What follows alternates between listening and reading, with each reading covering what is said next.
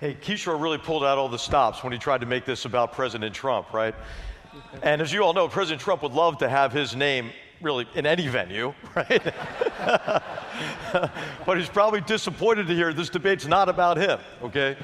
This debate is about how our free and open societies are under attack by an authoritarian closed model. A model that is not only affecting the Chinese people by the extinguishment of their rights to free speech, their rights to privacy, but it is also affecting other nations of the world, including our own. Ask your two Canadian citizens who were essentially taken hostage and are still in captivity. One of them, a former diplomat,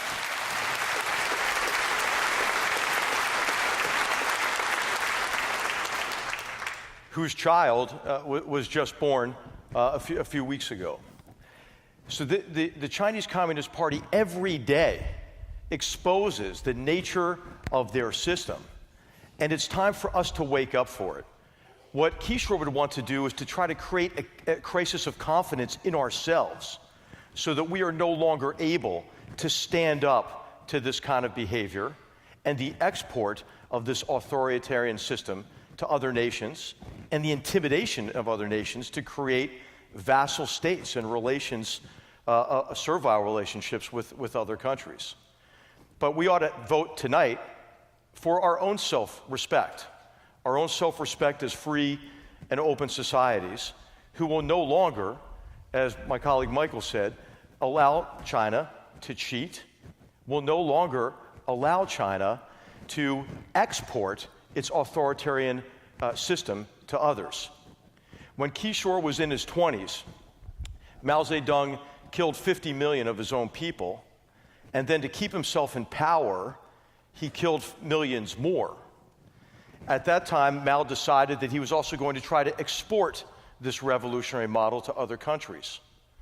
Xi Jinping has put back into place very tight control of the party.